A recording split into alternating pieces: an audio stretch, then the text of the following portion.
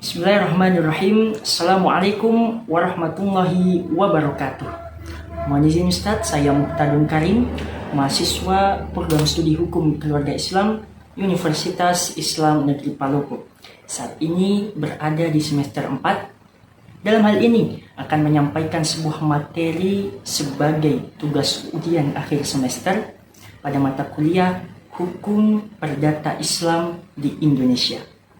Nah, kali ini saya mendapatkan amanah untuk menyampaikan materi terkait pernikahan wanita yang hamil di luar nikah. Ya, bagaimana hukumnya? Bagaimana status hukumnya? Bagaimana legalitas hukumnya di negeri ini atau di negara Indonesia? Nah, kita tahu bersama dan kita perlu sadar bahwasanya kita saat ini semuanya berada, kita semuanya hidup di negara yang mana semua perilaku, semua tindakan, semua ucapan itu harus mempunyai legalitas, harus bisa dibuktikan secara hukum. Betul sekali, di negara Indonesia. Kita menikah maka harus mempunyai legalitas, kita mempunyai status hukum yang pasti. Kalau kita sudah menikah, kita mempunyai anak, maka kita butuh legalitas yang pasti bahwa itu adalah anak kita secara sah. Begitupun ketika ditarik dengan kasus ini. Bagaimana statusnya? Bagaimana legalitasnya seseorang yang hamil tapi di luar pernikahan, kemudian dia ingin menikah? Bagaimana status hukumnya? Nah, maka kita akan mengkaji melalui pendekatan hukum perdata yang berada di Indonesia terlebih dahulu.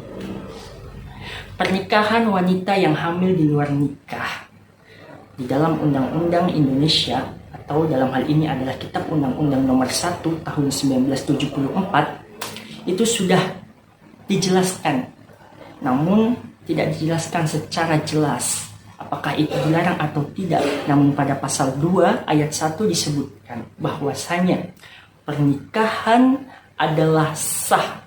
Kami ulangi, pernikahan adalah sah apabila dilakukan menurut agama masing-masing dan kepercayaan masing-masing. Titik. Maka kehamilan di luar nikah ini tidak bisa menghalangi, tidak bisa membatalkan pernikahan secara hukum negara.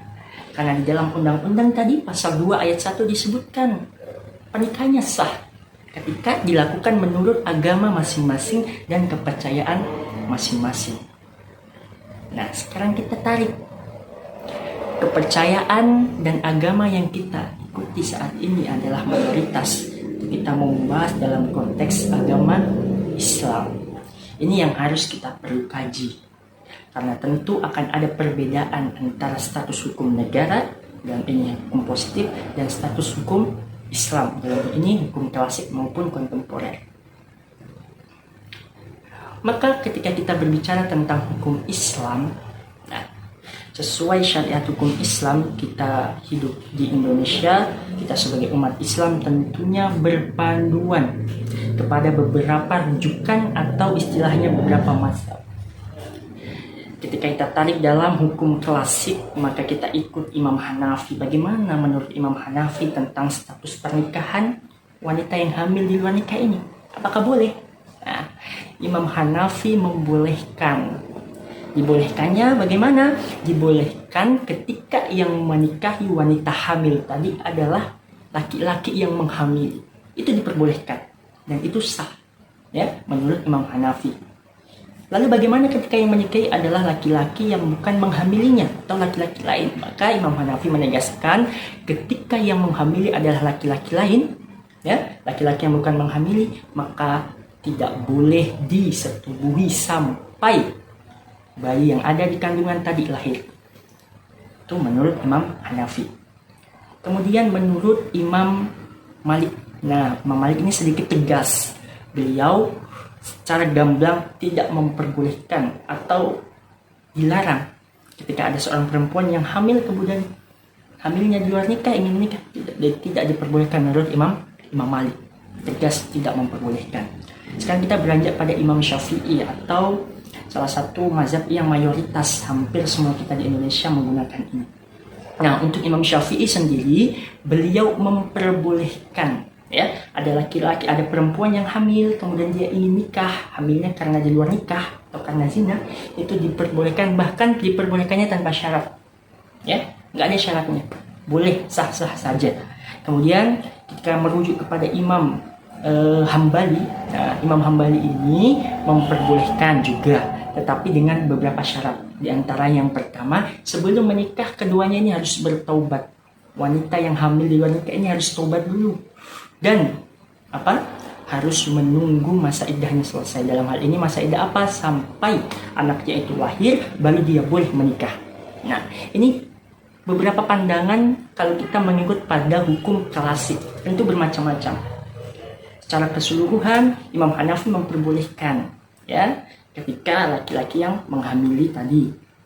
Tetapi ketika laki-laki lain yang menikah, maka tidak boleh disetujui sampai anaknya lahir.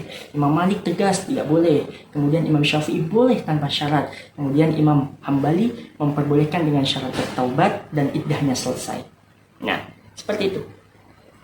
Maka ketika pernikahan itu tadi kita mau ikut rujukan kitab klasik, katakanlah Imam Syafi'i yang memperbolehkan, ya maka boleh-boleh saja dan bisa dilegalkan, bisa dilegalitaskan menurut hukum perdata di Indonesia. Dalam hal ini Kitab Undang-Undang Nomor 1 tahun 1974 tadi, ya. Karena sesuai hukum Islam itu sudah kita ngikut sama Imam Syafi'i memperbolehkan, ya, maka secara negara juga bisa disahkan karena kita sudah sesuai mau ngikut Imam Syafi'i. Namun karena di dalam hukum klasik tadi atau syariat klasik tadi itu bermacam-macam pendapat, itu dielaborasikan. Ketika kita berada di Indonesia, kita mengikuti sebuah elaborasi hukum, produk hukum, kitab hukum yang namanya adalah KHI atau kompilasi hukum Islam.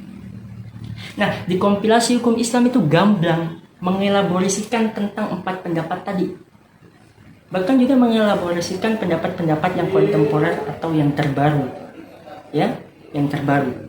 Jelas di sana dalam KHI pasal 53 ayat 1 di situ dijelaskan bahwa pernikahan wanita yang hamil di luar nikah itu boleh. Orang perempuan yang hamil di luar nikah itu dapat menikah dengan laki-laki yang menghamilinya, ya. Maka ketika laki-laki lain atau bukan laki-laki yang menghamilinya tidak boleh dinikahkan kalau kita merujuk pada kompilasi hukum Islam.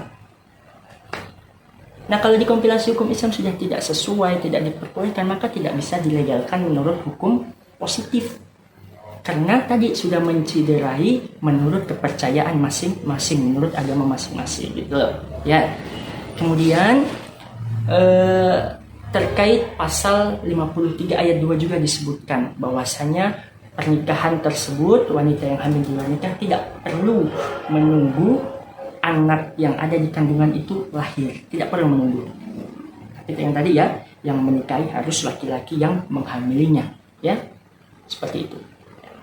Jadi secara garis besar, ketika dalam kompilasi hukum Islam itu kita sudah sesuai mengikuti pernikahannya ini adalah laki-laki yang menghamili, kemudian sah secara hukum Islam, maka secara hukum positif, secara hukum perdata dan undang-undang pernikahan itu bisa dilegalkan, diperbolehkan. Karena menurut agama ini, dalam hal ini agama Islam, diperbolehkan juga.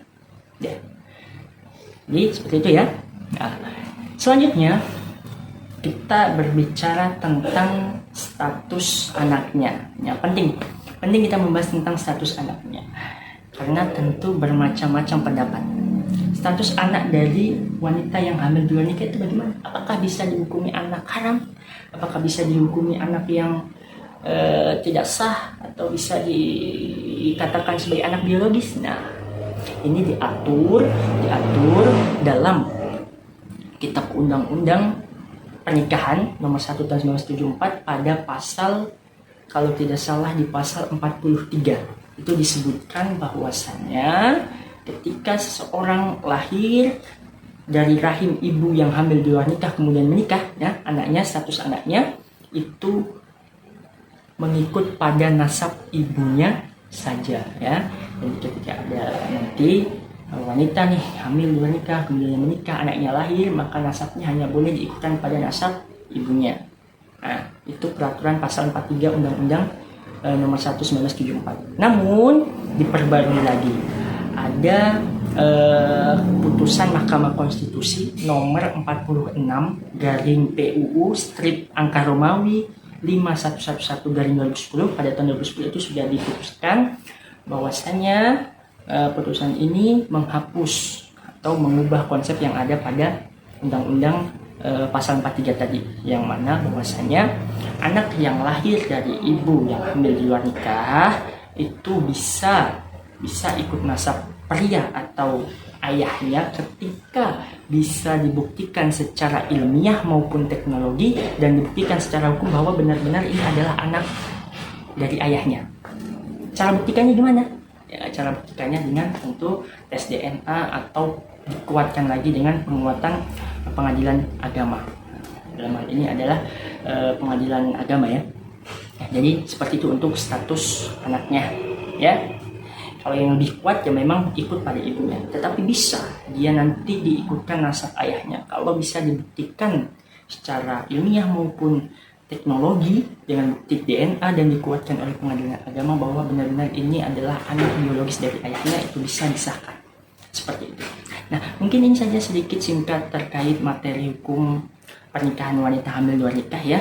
Secara umum, kalau di negara Indonesia menurut undang-undang selagi itu sudah sesuai dengan agama masing-masing, dalam hal ini kita agama orang Islam, itu sudah sesuai syariat, kita ikut imam siapa dan diperbolehkan dan tidak diperbolehkan, itu sah-sah saja ya. Yang penting jelas sumbernya, kita jelas mengikut imam siapa ya. Yang lebih, kalau mau lebih pasti lagi, kita ngikut saja di kompilasi hukum Islam sebagai produk hukum yang sudah disahkan dalam pengadilan agama di Indonesia. Ya, mungkin itu saja Ustadz, sedikit materi dari saya, mudah-mudahan bisa bermanfaat bagi saya tentunya di hari kemudian, dan bisa bermanfaat bagi saya pribadi, khususnya juga bagi teman-teman mungkin yang mendengarkan video ini. Saya ucapkan banyak terima kasih Ustadz atas semua arahan, semua bimbingannya selama 1 semester ini. Mudah-mudahan Ustadz diberikan kesehatan, diberikan kemudahan dalam menjalani semua urusan-urusannya. Amin ya rabbal alamin. Mungkin itu saja Ustadz. Kami akhiri. Assalamualaikum warahmatullahi wabarakatuh.